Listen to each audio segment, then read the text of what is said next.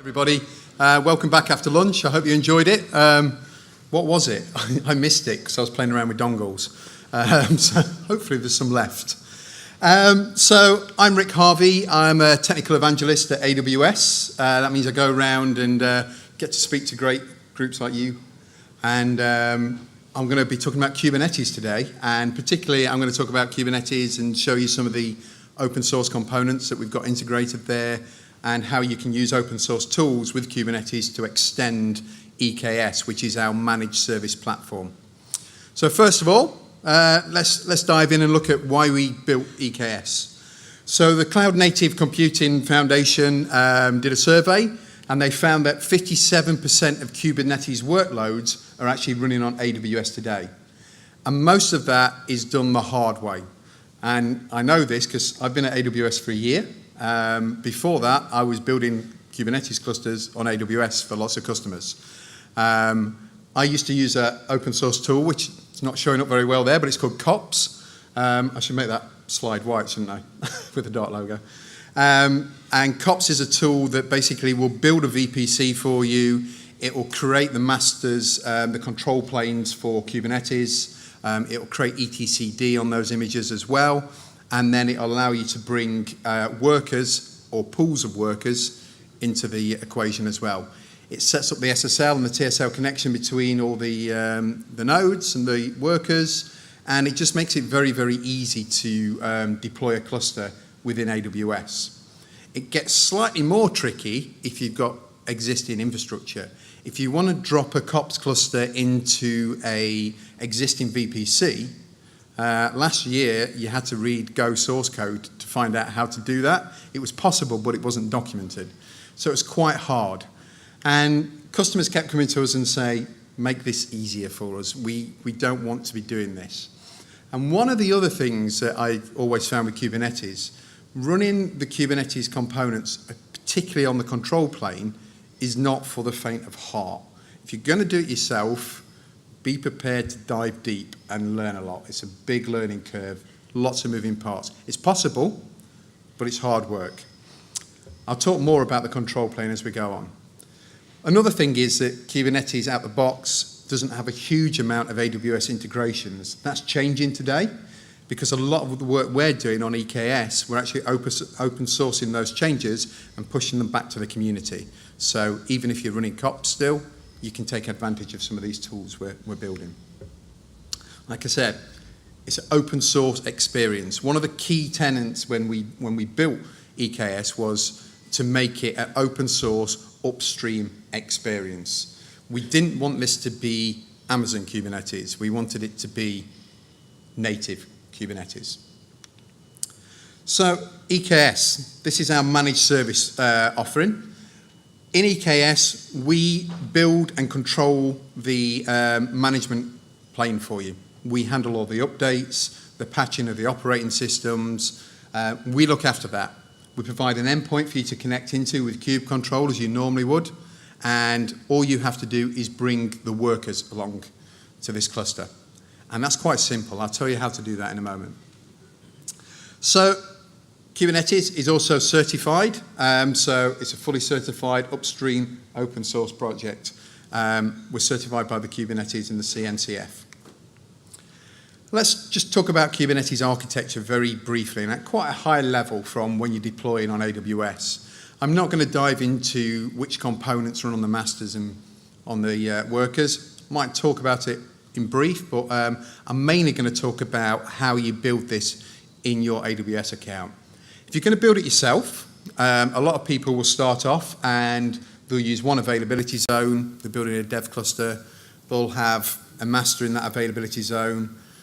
You then have to bring something along called etcd. Now, etcd is the key value store, very fast. It holds the configuration information for your Kubernetes cluster. So one of the examples of what it holds is when you bring your workers up, your workers get assigned subnets within there, and the subnet information is stored in etcd, so Kubernetes knows where to route traffic between containers that are running in there. When you run containers in Kubernetes, they're pods, and a pod is a collection of closely related containers. Some of you probably already know this who are Kubernetes experts in the room. I can see some nodding over here. So I'll ask you questions later. You seem to know what you're on about with Kubernetes. No? Okay. If you're going to build this in high availability, though, there's a lot more work to do. You've got to think about other availability zones, bringing other masters in. etcd also needs a minimum of 3 for highly available, so it can achieve quorum. And if you've ever run this yourself and you've had a problem, it's probably been with etcd. And you've probably got in a state where their heads have split. And you'll get one part of the database thinking it's got some information and the other 2 other bits of information. And that's hard to recover from. I've been there several times, and you get to this point where it's easier to throw the cluster away and start again, because trying to restore sometimes is a complete nightmare. It's become a lot better. There's some backup mechanisms in there now, and the backup mechanisms help with recovery, but you can lose some of the running containers and have to do a lot of manual cleanup after within your cluster. So EKS gets rid of all this top part for you. We look after the masters and the etcd. We build, we scale that, we make sure that's enough for the cluster that you're deploying. And I believe, and Brent, correct me if I'm wrong, we can go up to 5,000 nodes on EKS? That's the official. That's the official. CNCF limit. That's the official CNCF limit, okay. Yeah. So you think we can go higher? Challenge accepted.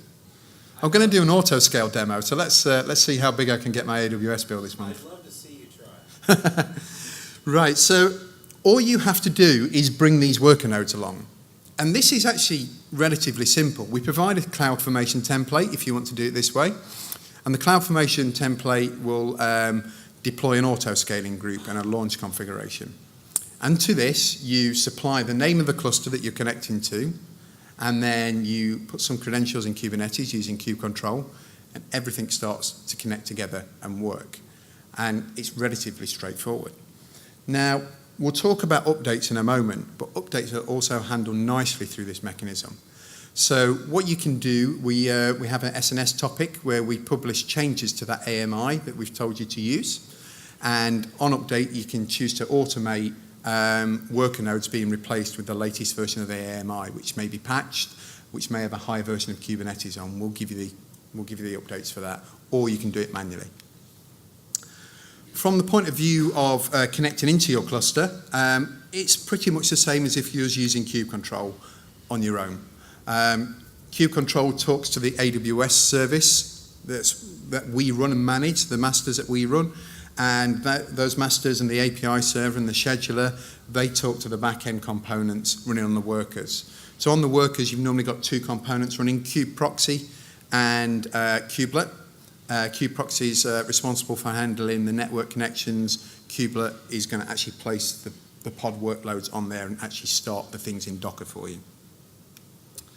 So it acts as if it's cross-account Kubernetes. The masters exist in our account, and the way we connect them into your account is we have a network load balancer, first of all. That network load balancer is for API calls to the master servers. It's the same thing that your API endpoint comes into when you use kubectl. And then we take an elastic network interface and we provision that elastic network interface in your AWS VPC. That is connected through to your private control plane on our side that we manage and look after.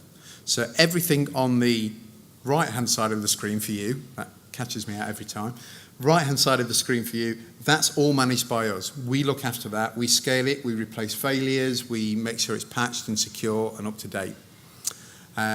Everything on the left-hand side for you, the workers, you're responsible for doing the updates on the workers there.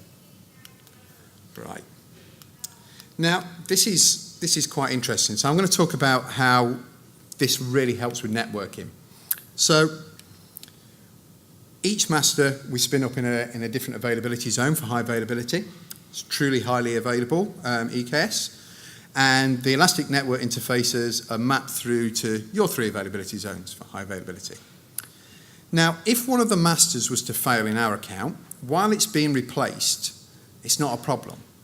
Because VPC has got this routing mechanism, we can simply route traffic to those other workers via one of the other subnets. We can connect in and come through the other Elastic Network interface from the functioning masters and talk to those workers in the other subnet. And this is all handled by your standard VPC routing tables. So it means your workers don't go offline for a bit and you lose connectivity. So everything keeps working, which is pretty awesome. So versions and upgrades.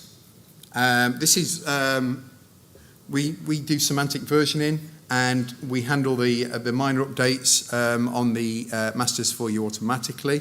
1.10.11, is that right, Brent? 1.10.11 is today. Yep. And hopefully very soon you'll see 1.11. Excellent. So very soon, you heard it first here, we'll see version 1.11 come out in EKS. Now, when there's an update on the minor side, not the patch, we will send you notifications, and we'll give you complete control over when you do your version upgrades. We'll automatically do the minor patches on the masters, and the workers, you decide when to do that work, especially with the minor updates. So going from 1.10 to 1.11, no doubt there's going to be some change in your YAML or JSON that you use with kube control to deploy things. I remember going from 1.7 to 1.8, and the network policies like disappeared from YAML files like this to like 4 lines of code. It was a lot nicer, but there's a lot of work to do to get there. So we're not going to force that update on you. We'll keep 3 versions in the past running for you. Let's have a look now at some of the more networking sides.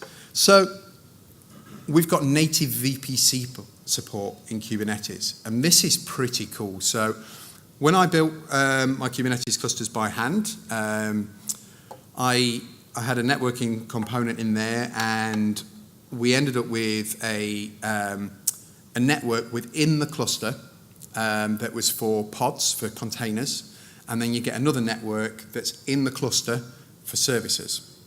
And services will do things like load balancing between the pods that you're running. The problem with that is that you end up with isolated networks in your Kubernetes cluster. And if you want to access that from outside of your cluster, from, say, another EC2 instance, or you've got a VPN connection from the office coming into your VPC or Direct Connect, whichever you choose, and you've got a connection into your VPC, you can't get to those pods by their IP address because it's not routable. It only exists inside your Kubernetes clusters, your workers and your masters. Now, that's problematic for testing. You can get around it, but it's not pleasant. To get around it, you take normally one of your masters, and you disable source destination check-in in the AWS console on that machine, and then you manually update the route tables on your VPC, and you send this new traffic to that single machine. That single machine then gets a lot of network traffic through it, and it's a single point of failure. So it's not a pretty thing to do. But that used to be the only way to do it.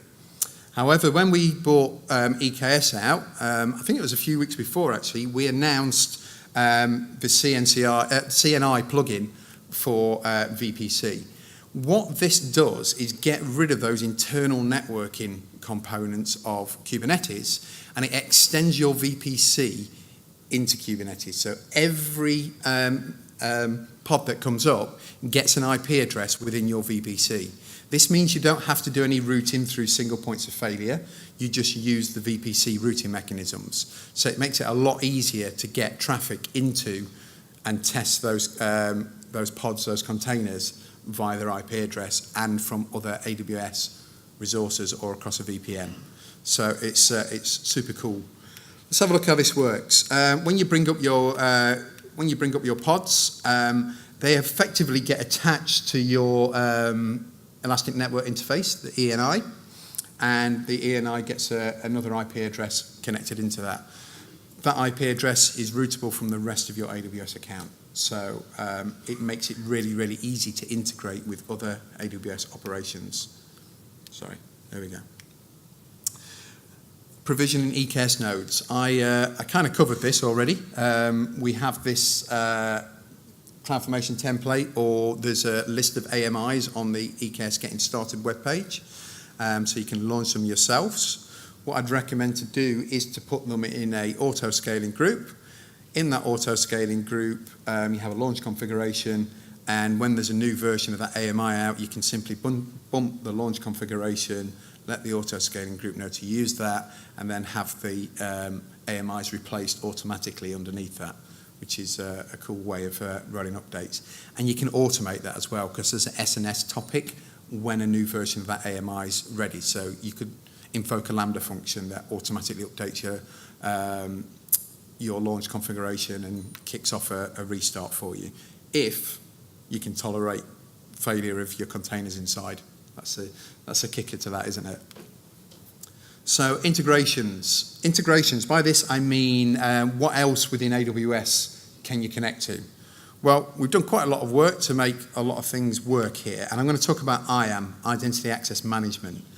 For those of you who haven't used IAM in anger, it's one of the core components of AWS that if you're just starting your journey on AWS, I recommend it's the first thing you learn, because it underpins every service within AWS, and granting access and control, not only from us as human beings, but if you've got machines running, there's IAM roles, and that gives machines the ability to do things within your AWS account without hard coding API keys in code or dropping them on in the .aws credentials file on servers that are running, that are connected to the public, that if somebody gets hold of, they can do lots of things within your account.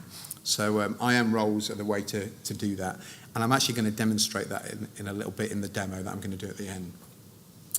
So one thing I never solved when I was building my own cluster was the authentication to kube control using IAM. And that's because RBAC was pretty new in 1.7. I think it was a beta component. And RBAC is role-based authentication. It's a thing that lets me authenticate using kube control and a different method.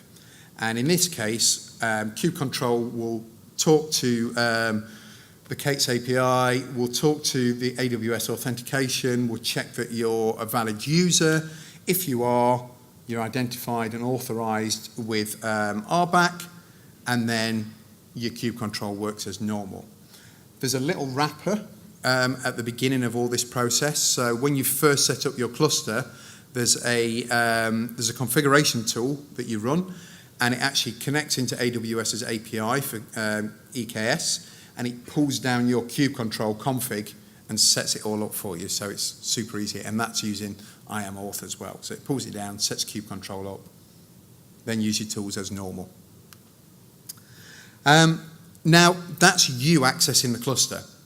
Now this side is for me to talk about your containers themselves. So you've got an ECS talk later on today, and that's going to tell you how awesome ECS is for using IAM roles for containers.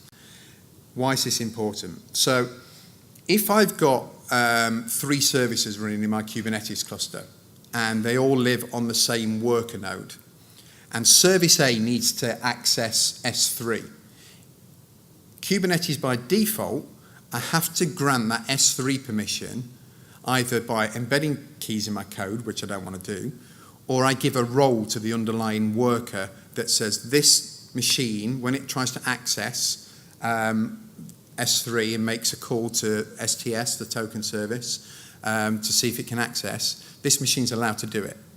The problem with that is I might want to not allow application B and C to have the same access as application A, but I've granted it to the host.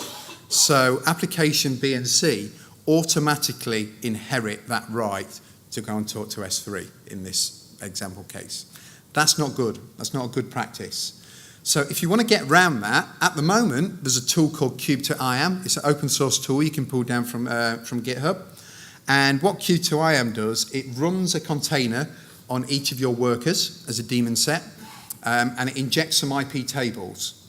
And then when your container makes a call to the metadata service into STS to try and get this key to see if it's allowed to talk to S3, it's intercepted, and then using policies within Kubernetes, you can say application A is allowed to assume that role, application B is not allowed to assume that role. And you can do this on a namespace level as well as just a single container. So it's quite cool, it's quite useful.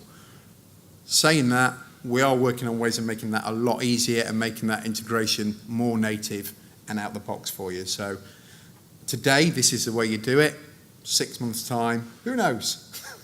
So we'll see what happens. So I've got a little bit of an example here. So when you're creating things in Kubernetes, if you want to extend things, you often use annotations. This is an annotation that says that this particular container, this deployment that I'm spinning up, can access a IAM role called Nginx, and that exists in my account.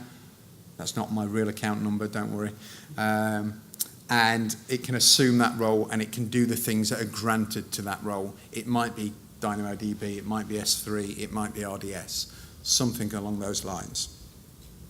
This is kind of important for what I'm going to talk about later when I'm going to do the demo, so I'll show you in a bit. Now, I always like to mention ECR because I don't think enough people talk about ECR because it's such a staple. ECR is our Docker registry, for want of a better term. It's where you store your images, your Docker images. And yet again, there's a little wrapper, there's a login tool, so you can go and fetch via IAM a profile that gets pushed into Docker, and you can use Docker pull and Docker push as normal from your laptop, so your workflow doesn't have to change. It supports different tags, so you can tag each version that you push up. It acts as a normal Docker registry. The difference is it's integrated tightly with IAM, so it's super secure within your account, and EKS and ECS via IAM roles can automatically pull containers from this repository that is yours. So you can actually grant cross-account if you do the IAM roles correctly. It's really highly available, and if anyone's ever tried to run their own Docker registry, because they wanted a private one, you'll know what fun you get into trying to get the main Docker registry Docker image working with things like S3 for highly available storage backends. It's quite interesting, and you end up hacking it about, and then you don't feel good about it. So it's just super easy. You just click deploy, push an image. Load balancer integration. So load balancer integration, EKS works with NLBs and classic or ELBs. As of 2 weeks ago, we announced that there's support for the application load balancers as well now. Application load balancers are a layer 7 load balancer, so you can decide to send some of your traffic to one set of containers and some of your traffic to a different one based on the URI at the end, so you can do routing to different parts of microservices, for example, on a common URL. There was support for this before, but it was an open source project, and it was quite hard work making it work. In fact, I think I've got a slide in showing the open source project in a little bit. When you configure load balancers, yet again, you use annotations to go in and configure things. You can get quite deep in this, and you can do things like connection draining on the load balancers. You can enable S3 logs. You can enable SSL certs to pull in certs automatically as the load balancers get created. And Kubernetes will create the load balancer for you. So when you expose a service, it will go and create a load balancer in your AWS account for you. And yet again, we're going to see that happen today in the demo. So this is an annotation for adding a network load balancer, which is a TCP layer 4 load balancer in there, which is pretty cool. Application load balancer, like I say, it used to be an open source project. It's now officially AWS supported ALB integration. So use that one definitely. Right, let's get to the demo. So a couple more things. Load balancing. This is why an ALB is pretty cool, because you can send some traffic to app A and some traffic to app B, but you're coming in, your user's hitting a common endpoint. So ALBs are pretty cool. They used to be called ALB version 2, didn't they? And now they're application load balancers. So, yeah, I remember back in the day. I'm getting old. DNS integration as well. We've got tight integration with Route 53, and when you create services, you can have them automatically register themselves and their IP address with Route 53. So they'll drop a new record in your Route 53 account. It also works with ingress controllers too, so you can have ingress controllers update Route 53 as well. Orchestration-wise, if you want to spin up an EKS cluster, you can use CloudFormation and you can use Terraform. So both of these support spinning up clusters for you. There are other open source tools as well. EKS Control? Yes. Yeah, EKS Control is quite nice. It'll set a cluster up for you and bring your workers along and everything. It's great. But we've got support for the two major ones here as well. Now, operators. So I was informed the other day that there's actually a new version of this, which is kind of exciting, that I hadn't heard of. So operators are a way of extending Kubernetes to do other things. So in this case, this particular project here lets you put CloudFormation within your kubectl JSON or YAML files. So what you can do is when you're creating a project and you say, I want to spin up this pod with these containers in, but I also need a DynamoDB table to go along with this app, it will create everything for you just using kubectl, which is pretty cool. There's an official one now, and it means you don't have to embed that CloudFormation. You can actually do it programmatically and through annotations, which is even better because it gets simple and you're not embedding JSON in JSON or JSON in YAML, and you don't get into that. So it's really worth looking at. Right, now it's time for me to pray to the demo gods, and I'm going to attempt to show you the cluster autoscaler. So the cluster autoscaler is an open source project. It kind of does what it says on the tin. It monitors the API service, and it looks for a particular call in the API service that says not enough resource.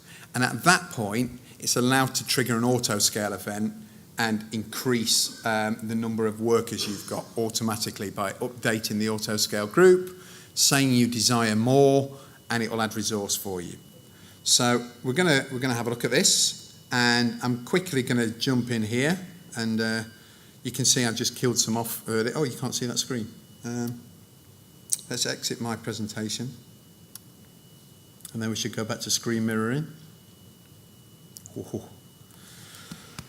Always a nerve-wracking moment when you're not sure whether the projector's going to work again. So in here, I killed some off earlier because I'd already done an autoscale test of a group. I have 3 running EKS workers as part of my cluster, and I'm just going to drop in and show you on the autoscale group. I have an autoscale group down here, and this autoscale group says I've got 3 instances. I currently desire 3 instances, but my maximum is 9.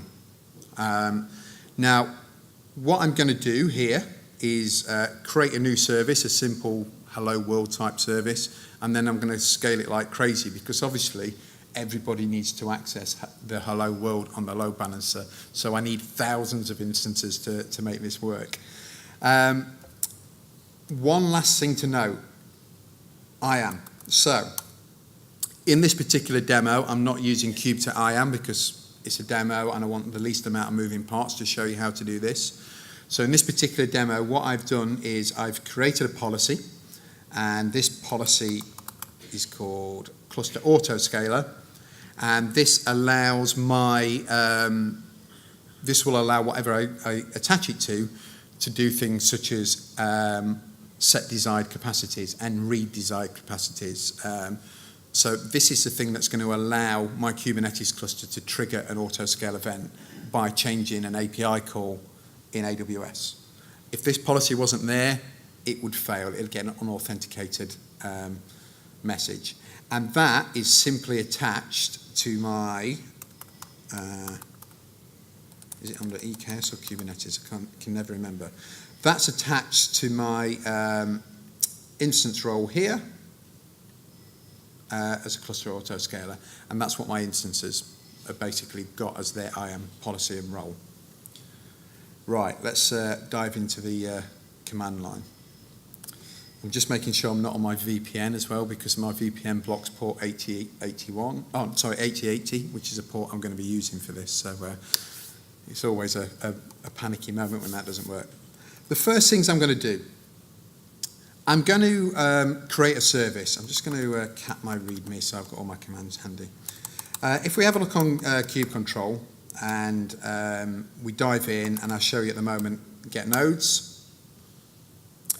You see I've got 3 nodes in my cluster. I'm just bringing that up. Is that big enough at the back, or do you want it a bit bigger? A bit bigger?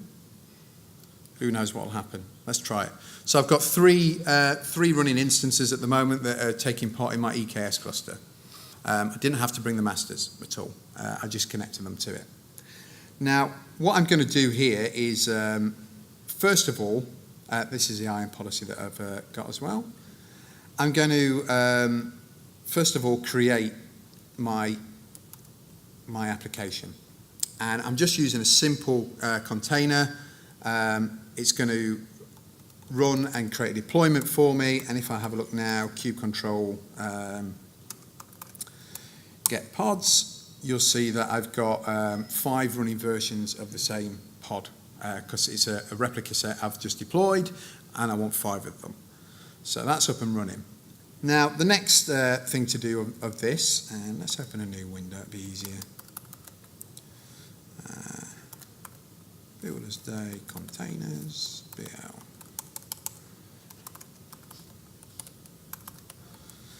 Next thing I'm going to do is my expose, and I always get this command wrong, which is why I'm cheating and copying it out of here.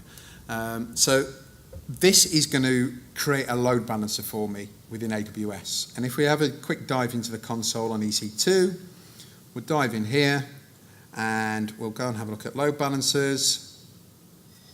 And if I've tidied everything up right, we've got no load balancers. Whew. Yet again, I'm quite relieved by that part of the demo. So I'm going to go in and I'm going to tell it to expose my application to the world. And I've got type load balancer on this command here. So this is going to create a load balancer for me. And if we hit refresh here, you should see a load balancer is being created, and it'll take just a few minutes for these instances to be registered and to come into service. In the meantime, I don't have to keep jumping back to the console. I can actually use our normal kube control commands, and I can say get services. And on there, I've actually got the DNS entry for that load balancer that I've just created. So I can get that back through kube control already. So it's super easy to do that. Now, I'm going to just look on here and have a bit of a refresh and wait for these to come in service, and I'll show you the amazing HTML skills of this application. I think you're all going to be kind of like blown away by the HTML skills that you're about to see. And you'll say, Rick, why are you not a web designer? Why are you in operations? We'll see that as soon as it comes up. So I'm going to kind of pre-prepare this. I'm going to put 8080 in at the end. That's just because I specified that port when I created the expose. Always takes longer than you want. There's one in service. A watched load balancer never connects. It's a lesson to learn here. I'm going to wait till all 3 come up, just so I don't break anything, to be perfectly honest. So here we go. Come on. Chat among yourselves. Anyone got any jokes? Right, let's just hit it and see what happens. So here's the awesome HTML skills. We're going to come up and hello Kubernetes. It's not even in a H1 header. It's just text. So, but it's working. We have a service working. It's running in the background. Hopefully they're all in service now. Yes, there we go. All in service. And that's going in, using VPC networking, using a elastic load balancer. This is a classic load balancer. And that's just showing up and coming through and working. Now, if I was to try and scale this, and I was to say, I don't want 5 anymore, I want 100, it wouldn't work. We'd have a load of containers basically coming up and saying, I can't start, I'm pending. And they'd be stuck in pending because we've not got enough resource. So what I'm going to do now, I've got this file here, cluster autoscaler. It's a YAML file. And there's a lot of setup bits in this for setting up service accounts in Kubernetes. But the real bit is down here at the bottom. And this is the bit that's actually going to set up my deployment, which is the cluster autoscaler app that's going to run within Kubernetes. It's going to listen to the Kubernetes API, and when it sees that I'm out of resource message, it's going to trigger an autoscale event. It's open source. I'm using version 1.22 at the moment. So I've got a few memory limits set there. And then the other things to notice is cloud provider is AWS on the settings. And this line here contains the identity of my autoscale group. And that's got that UUID on the end because it was cloud formed. So that's why it's a funny name on there. So let's deploy that. Kube control apply, -F, cluster autoscaler. And what's going to happen now, I should have shown you this before, but kube control, get the pods that are in the namespace kube system. So in there, we've now got this process running. It wasn't there before. You can see it's only been running 17 seconds, so it's just popped up. And this is the thing that's going to do what we need. This is going to scale for us. So let's dive in here. And now I'm going to issue my command to say I actually need 100 of that bad boy app of Hello Kubernetes, and I'm going to hit go on it. And if we now look in kube control and we get the pods, you'll notice we've got a lot here. Some are being created, but there's a lot that are saying pending. And they'll remain pending if that cluster autoscaler didn't exist, because I'd run out of resource. So what I'm going to do, I'm just going to say grep running, and then I'm going to pipe that and count it. Well, helps if you type grep right, doesn't it? So currently I've got 52 running, but I've said I wanted 100. What's happening in the background now is we'll have an autoscale event happen. Cluster autoscaler would have reached out using that IAM role, and it's said to my my group, I now want 6 instances. So it's upped it from 3 to 6. It's going to add. If it needs more, it'll go up to 9. And I can make that cluster autoscale group as big as I want, really. The biggest clusters I've ever run on COPS were, I think, about 120 nodes. And we use cluster autoscaler with that, no problem at all. So I'm going to jump in and show the instances as well. So autoscale, as you'd expect, is starting these 3 new instances here. They're initializing. Now, if we have a look at kube control and get the nodes, you'll see that now instead of 3, I've got 6. One of them's not ready yet. They take a little while to fully register with the API anyway, and then they've got to reach out again and say, I've got some resource. Come and give me some containers. So if we start doing this a little bit more and wait a few seconds, this number will start going up quickly, hopefully. Yet again, a watch kube control deployment never happens. So I'll come back to that in a second. So these are spinning up, they're initializing, they're doing all the checks with AWS as per. And that's all driven from within Kubernetes using an open source tool that's issuing commands. It's really not that bad to set up. It's pretty cool, it's pretty simple, and it makes your clusters just that much better. You don't have to think about the scaling of the infrastructure underneath. Once you've got this, you can keep adding resource. One other thing to note about the autoscaler as well, it can also understand spot instances, so you can have it spin up spot instances to fill your demand as well. So there are instructions within the repository that tell you how to use spot instances. So if you've got workloads that you don't mind being killed off within a 3-minute time window, Spot will save you a lot of money on doing big deployments. So let's drop back to this. now got 100 containers running. Woo! And that means that probably most of Europe can come along and view my very heavy web application that says hello Kubernetes. So all of these have now been connected into that load balancer. They're all part of the cluster. They're all running. We've scaled a web app. We've scaled the infrastructure underneath just using Kubernetes.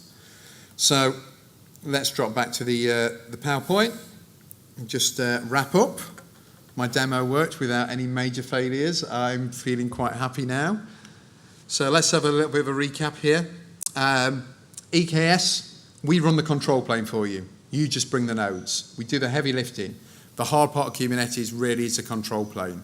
There's a Kube API server, there's a scheduler, there's a cloud server, and then there's a cloud-specific parts as well. There's lots of moving parts in there. There's etcd.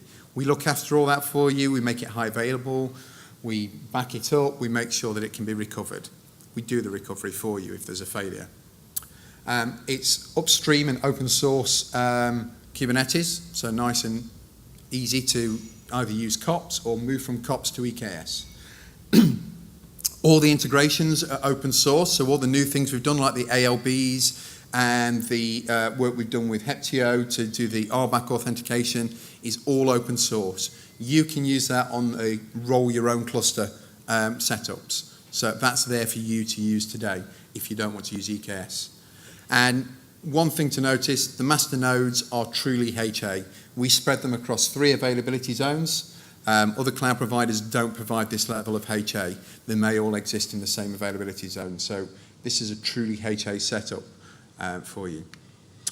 Now, we're working on bringing things like Fargate mode in 2019 to this as well. So at this point, you won't even have to bring your workers. You'll just give a kube control and we'll spin up workloads for you. So you probably saw the Firecracker demo, using that as a back end to bring up micro VMs and to bring up containers for you. There's another thing as well. We have a Slack channel now. So if you want to talk about containers, if you want to talk about Kubernetes, serverless, databases, just take part in the community channel as well. We have this. It's in preview at the moment, and I talked about single points of failures earlier when you build your own Kubernetes cluster. In this case, I am the single point of failure. Because it's in preview, it's not open yet, but because you're here at Builders Day, the invite is here to you. You have to DM me on, my DMs are open to everyone, on Twitter. DM me and send me your email address. That's the important bit, email address please. And I will add you and send you an invite over to Slack. There's a couple of day lag on it because I'm processing them all the time. So I will get that sent out for you if you want to take part in it. Please just reach out. And it's a great way to chat to AWS engineers and other community members who've got a host of experience in this kind of thing, and it's brilliant for sharing that information and knowledge. So thank you very much. I hope you enjoyed that. I enjoyed the demo because it worked, so I'm very, very happy. And I'm going to hand you back over to Brent. Thank you very much. Cheers.